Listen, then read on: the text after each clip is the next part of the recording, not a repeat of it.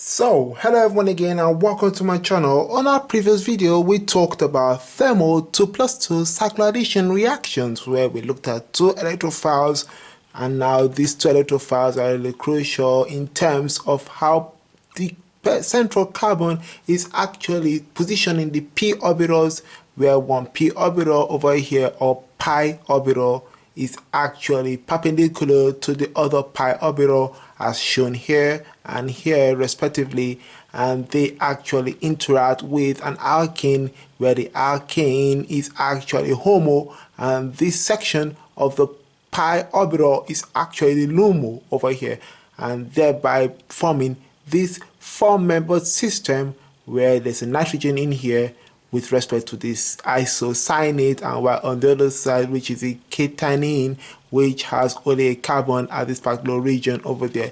Now let's look at how we can actually apply this particular reaction in interesting biochemical process. Now one of it is a formation of drugs or antibiotic, or studying antibiotic activity, and one of it is the usage of beta-lactams. Beta-lactam is actually synthesized by a 2+2 cycloaddition thermally. And now let's look at how we can actually approach this. There are actually two ways to go about this. Let's look at case one. Now for case one, we actually start off with a particular phenyl group attached to oxygen, with this particular carbon here attached to a carboxyl group with a chlorine over here present. Now there is something really crucial in here. There are protons in here, and these protons in here, they are actually acidic protons, so you can actually deprotonate this by using an amine. Now this amine is actually a tertiary amine, which is actually a good base for this deprotonation process. By that way, when you deprotonate the proton here, now this actually moves the electrons over here, then you form a lone pair, while the lone pair there forms a double bond, and this leads to the cleavage of this bond because we have a good leaving group over here, which is a chlorine over there. Now take note that the goal of this is to be able to form that particular p orbitals, where one pi system over here is actually perpendicular to this other pi system over here with respect to this particular carbon over there, which is what you have over there. So what we have as a result is the formation of our target electrophile, which doesn't have a nitrogen in here. Now this is a form of a cation, and this form of cation, we're going to focus now on its LUMO interacting with our HOMO section, which is the alkane. And this alkane section, we don't really care about the other neighboring part over here. That kind of more of introducing that interesting stereochemistry in order for the positioning to be correct and get our target result. But anyways, now this actually performs a 2+2 reaction where the LUMO, which is actually here, actually interacts with the HOMO, where we have our bond formed over here and our pi bond forming a sigma bond over here.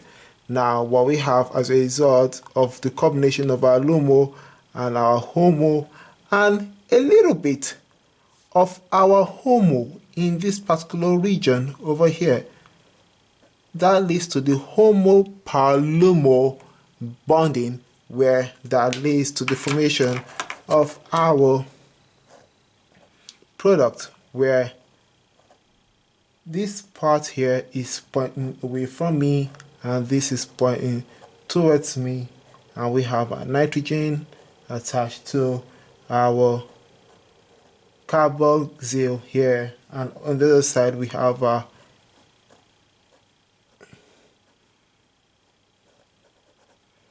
other neighboring section over here, which is the AR, which is represented as this whole group over there. On this other side, we do have our other segment of our product. Now take note that why is this stereochemistry existing in here? One, since you have a 4-bond neighboring or 4-membered ring over here, this ring is not actually planar. It's kind of a little bit slant, a little bit in at a specific angle, which is kind of tilted at some point, and the tilting is as a result of the formation of our bond here, where this is actually at the top of this particular species, but is actually rotated 90 degrees off from this particular species over here. By that way, we can actually have the nice orbital overlap with the HOMO here and the LUMO and one of the p orbitals that is actually perpendicular to the plane of this particular p or pi system over there. Now let's look at how we can be able to do this in another way by introducing another species. Now, but in case 2, we have another case where we actually start off with a chlorosulfonyl group that is attached to an isocyanate group. Now, the reason why we are going to start off with this is because this particular segment, which is the chlorosulfonyl group, actually causes the electron redrawing process of this particular segment, thereby causing this to be a stronger electrophile which wants electrons. Now this as an electrophile, you know, is going to be the LUMO, and the LUMO, which is in this particular position, we're going to have is going to be interacting with our HOMO, which is a different species from the one we used on our previous example, which is this over here. Now what we have is the formation of our sigma bonds in here and in here, where the pi bond forms a sigma bond, pi bond forms a sigma bond over there by a 2+2 cycloaddition reaction, and this leads to the formation of our one of our product, or our first step, where we have a sulfur attached to double bonded oxygen, our chlorine double bond here with our oxygen over there, while on the other side we do have this other segment, which is this particular segment here. Now what is the end goal? The end goal is to be able to remove this particular segment of our product, and what we have to do in this case is by doing an acid combination reaction, where we use sodium carbonate, and that is going to be combined with H2O. Now why am I using H2O? H2O is being used because we need to be able to kick off our chlorine over here and also eliminate our sulfur over here, because the chlorine here is a better leaving group compared to this whole segment over here. So this will actually leave when water is introduced, and once this leaves, this actually picks up a proton on the water, and then we have our